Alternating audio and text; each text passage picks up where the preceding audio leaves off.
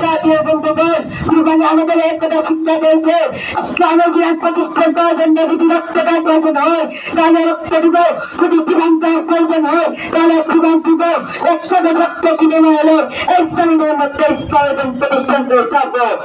আসসালামু আলাইকুম ওয়া রাহমাতুল্লাহি ওয়া বারাকাতুহু।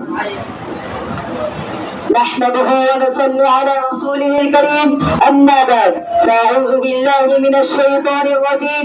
بسم الله الرحمن الرحيم. إنا أعطيناك الكوثر فصل لربك وانحر. وقال رسول الله صلى الله عليه وسلم: من وجد سعة لمن يضحي ولم يضحي فلا يحضر مصلانا. الهداية কর্তৃক আয়োজিত আজকের মাসিক সেমিনারে সম্মানিত সভাপতি ও বিচারক মন্ডলী এবং সুদক্ষ পরিচালক ভাই, আমার সামনে বাংলা দূর দূরান্ত থেকে আগত পিপাসু ছাত্র ভাইয়েরা, সকলকে যেন আমার পক্ষ থেকে আন্তরিক মুবারকবাদ। প্রিয় উপস্থিতি, আল হিদায়াহ ছাত্র দলের পক্ষ থেকে আমাদের যে বিষয়টি নির্ধারণ করে দেওয়া হয়েছে তা হলো কুরবানি গুরুত্ব ফজিলত। আল্লাহ পাক যদি আমাকে তৌফিক দান করেন তাহলে উক্ত বিষয়কে কিছু আলোচনা করার চেষ্টা করবো। ওয়া মা তাওফীকি ইল্লা বিল্লাহ। প্রিয় উপস্থিতি, প্রথমে আমাদের জানতে হবে কুরবানি কাকে বলে। কুরবানি অর্থাৎ করা, আর পরিবেশের কুরবানি করা হয়, আর পরিবেশের কুরবানি করা হয় পবিত্র ঈদুল আযহা দিনে মহান আল্লাহ তাআলা সন্তুষ্ট হওয়ার লক্ষ্যে পশু জবাই করা। প্রিয় উপস্থিতি, ইসলামে অনেক ধরনের কুরবানি বিধান আছে। এক ধরনের কুরবানি বিধান হলো নিজের জানের কুরবানি, যেমন নামাজ, রোজা, হজ, জিহাদ ইত্যাদি। এক ধরনের কুরবানি হলো নিজের মালের কুরবানি, যেমন যাকাত, সদকা, দান কুরবানি ইত্যাদি।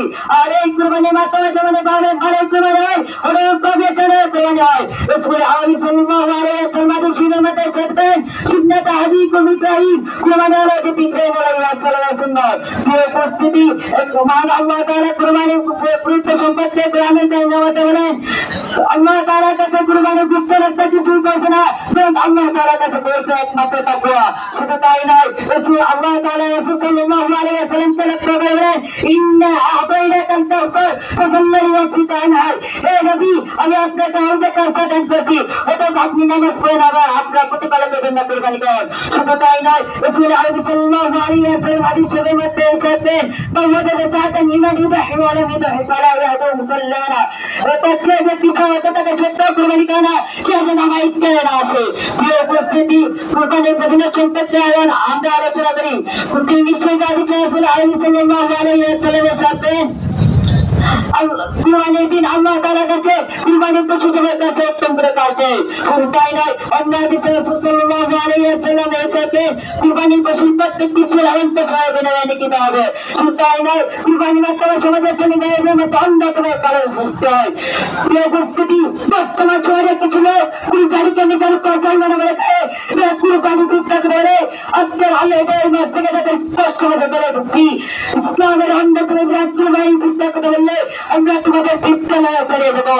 প্রিয় সংগ্রামের সাথীয় বন্ধুগণ, কুরবানি আমাদের এক কথা শিক্ষা দিয়েছে, ইসলামের জ্ঞান প্রতিষ্ঠান করার জন্য যদি রক্তদান প্রয়োজন হয় তাহলে রক্ত দিব, যদি জীবন দেওয়ার প্রয়োজন হয় তাহলে জীবন দিব।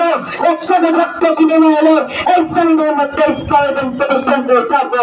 প্রিয় সংগ্রামিত হুজুরেরা, কাজে একতা পরিষ্কার হয়েছিল যে রাসূলের সুন্নাতের বিরুদ্ধে কটূক্তি করবে, সাহাবায়ে কেরামকে নিয়ে সমালোচনা করবে, ইসলামের বিধান বাতিল করার চেষ্টা করবে, সেই মেয়ের একদিন পরিমাণ রক্ত থাকতে আমরা বিন্দাস্তিক পরিমাণকে এই জমিনে থাকতে দিব না। পরিশেষে কবির ভাষায় বলে যায়, ইসলাম জিন্দাবাদ হতা হ্যায় হর কারবালা কে বাদ। আসসালামু আলাইকুম ওয়া রাহমাতুল্লাহি ওয়া বারাকাতুহু।